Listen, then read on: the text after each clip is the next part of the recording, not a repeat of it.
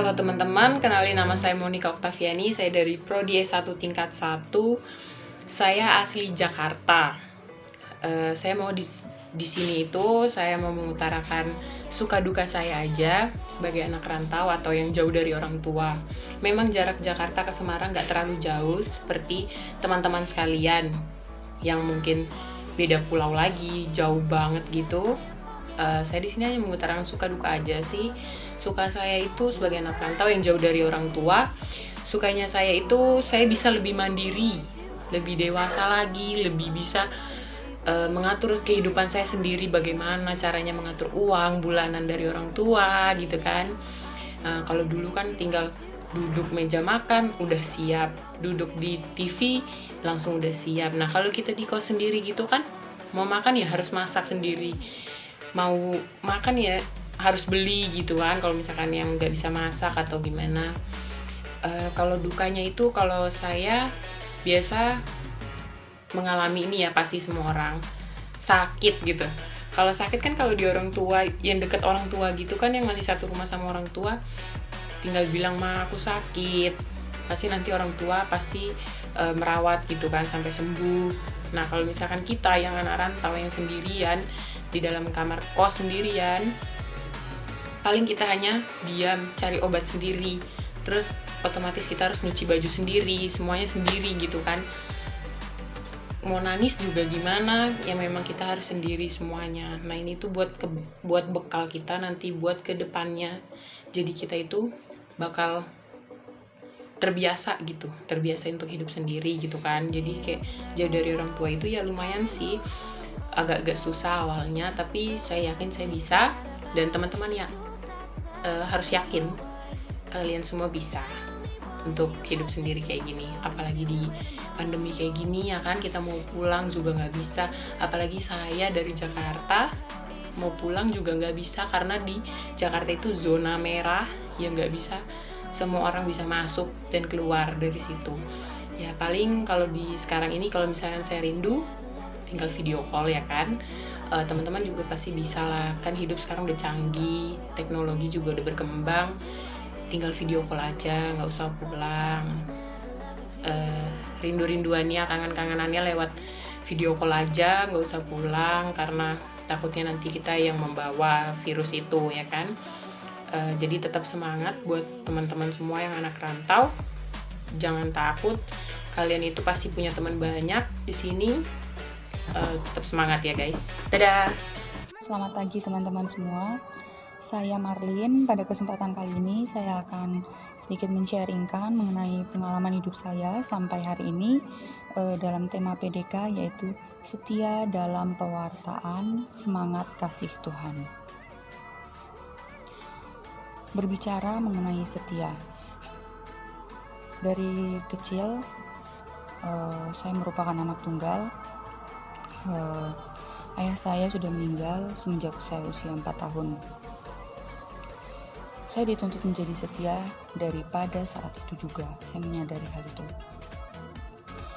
Saat ayah saya meninggal, itu merupakan ketidakadilan bagi seorang anak kecil yang polos. Ketidakadilan dari Tuhan. Kenapa? Belum merasakan apapun, tapi ayahnya sudah dipanggil. Ayah saya sudah dipanggil. Memang saya sempat benci, jengkel, tapi orang di sekitar saya dan lingkungan saya tetap mengajak saya untuk tetap setia, tetap berserah diri pada Tuhan, percaya pada Tuhan. Katanya rencana Tuhan yang terbaik, tidak ada yang tahu. Oke, saya jalani, saya tetap setia, saya tetap mengikuti alur perjalanan hidup saya. Berbicara mengenai kesetiaan dalam pewartaan ini, di sini pun sampai saat ini pun saya selalu, dari kecil sampai sekarang saya selalu tinggal dalam lingkup biara. Dalam lingkup biara ini saya menyadari bahwa saya harus tetap setia dalam pewartaan saya. Mau tidak mau, bisa tidak bisa, saya harus tetap bekerja sambil kuliah. Saya dituntut untuk menjadi pribadi yang kuat, tidak layu, harus menjadi pribadi yang semangat.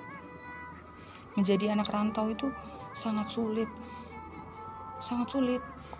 Karena mungkin orang lain ketika berkeluh kesah, ketika sakit hati, ketika capek, akan mengeluh kepada keluarganya, yang orang terdekatnya. Tapi di sini sebagai anak rantau, ya memang ada orang yang dekat. Ada orang yang dekat, teman sekitar kita, mungkin wali kita dekat. Tapi itu sama sekali tidak bisa menggantikan posisi orang tua. Jadi sebagai anak rantau kita harus kuat. Apalagi saya merantau bekerja sambil kuliah di tempat ini. Dalam pelayanan saya bekerja sambil kuliah, awalnya memang berat saya jalani, tapi perlahan dengan berserah, mungkin ini karena penyertaan Tuhan juga ya. Saya dituntut untuk tetap setia melayani sesama saya, terkhusus para lansia di tempat ini.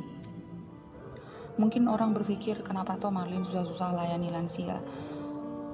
Apa karena memang nanti supaya biaya kuliahnya juga dibantu, gini begitu.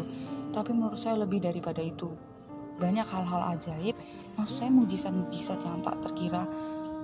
Dengan saya melayani para lansia, pasti ada saja kebaikan yang datang pada diri saya. Jadi di sini saya menyadari bahwa saya harus tetap bersyukur apapun keadaan saya, apapun kondisi kehidupan saya harus tetap bersyukur. Dan saya harus belajar untuk menghargai proses dan apa yang saya miliki sampai saat ini. Kita tidak boleh menyerah, kita harus tetap maju. Walaupun kita sendirian, walaupun kita anak rantau sendirian, tidak ada tempat mungkin untuk berkeluh kesah, tapi kita bisa ambil makna. Kita lihat matahari. Walaupun matahari itu sendiri, tapi dia tetap bersinar terik dan mengalahkan yang lain. Dia tetap pantang menyerah, teriknya tak terkalahkan. Dan saya percaya seluruh alur perjalanan kehidupan yang saya jalani sampai saat ini pasti ada makna, ada pesan yang Tuhan beri sebelum saya sampai tiba di ujung puncak kejayaan saya, agar saya memaknai proses itu, bahwa tidak ada hal yang spontan, tidak ada hal yang instan. Semua harus menjalani proses yang panjang ditempa, dan itu semua pasti akan indah pada waktunya. Terima kasih. Halo teman-teman semuanya, apa kabar? Semoga semuanya tetap dalam keadaan yang sehat dan selalu dilindungi oleh Tuhan. Amin. Perkenalkan, nama saya Tiwi, saya dari S1 tingkat 3. Di sini saya ingin sedikit sharing dengan teman-teman semua tentang setia dalam pewartaan semangat kasih Tuhan. Sedikit cerita, saya anak kedua dari 2 bersaudara dan saya anak yang paling kecil. Jauh dari kedua orang tua dan sanak saudara merupakan ketakutan dan kekhawatiran terbesar saya. Kalau saya sakit, siapa yang rawat? Kalau saya sedih, siapa yang hibur? Dan lain-lain. Tapi di sisi lain, saya selalu berdoa kepada Tuhan. Tuhan, semoga saya bisa. Semoga saya kuat dan saya yakin Engkau selalu menemani dan menyertai setiap langkah saya. Kenapa saya bisa seyakin itu? Jawabannya adalah, kalau Tuhan tidak menyertai setiap langkah saya, pasti saya tidak bisa ada di sini dan bertahan sampai sekarang ini. Apalagi di masa pandemi seperti ini. Jujur, saya sangat takut dan saya ingin berkumpul dengan keluarga saya. Tapi, apa boleh dikata, kita semua harus tetap stay at home dan tidak boleh kemana-mana. Dan saya yakin Tuhan selalu menemani saya dimanapun itu. Dan saya ingin mengajak teman-teman semuanya, ayo tetap semangat dan percaya bahwa akan ada pelangi sehabis hujan. Dan Tuhan sudah menyiapkan skenario terbaik buat kita anak-anaknya yang percaya kepadanya. Itu sedikit sharing dari saya. Semoga teman-teman tetap sehat dan selalu dilindungi oleh Tuhan. Amin.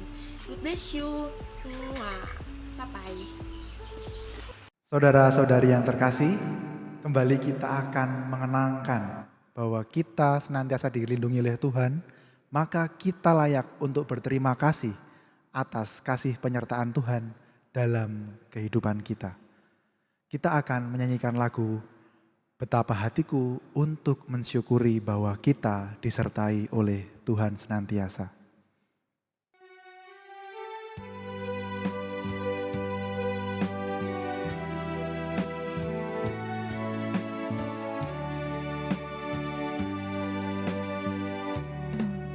Betapa hatiku berterima kasih Yesus, Kau mengasihiku, Kau memilikiku. Hanya ini Tuhan persembahanku, segenap hidupku, jiwa dan ragaku.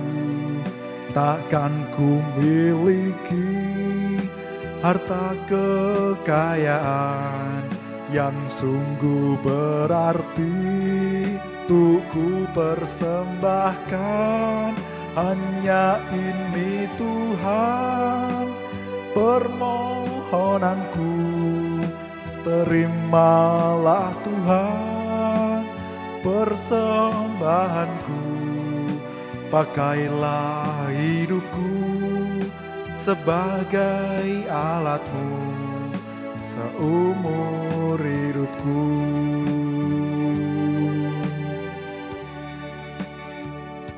Semoga melalui nyanyian ini kita disadarkan bahwa kita senantiasa harus bersyukur, senantiasa disertai Tuhan.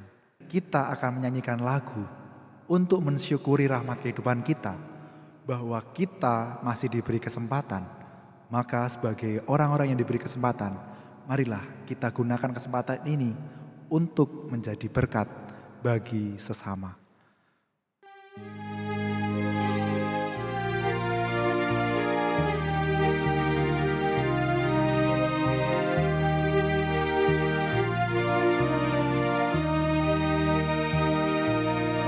Hidup ini adalah kesempatan. Hidup ini untuk melayani Tuhan.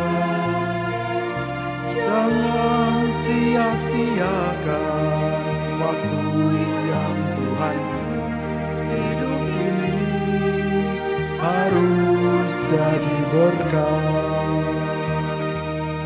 Oh Tuhan, pakailah hidupku selagi aku masih kuat. Bila saatnya nanti ku tak berdaya lagi, hidup ini sudah jadi berkat. Oh Tuhan, pakailah hidupku selagi aku masih kuat. Bila saatnya nanti ku tak berdaya lagi, hidup ini sudah jadi berkat. Saatnya nanti ku tak berdaya lagi, hidup ini sudah jadi berkat.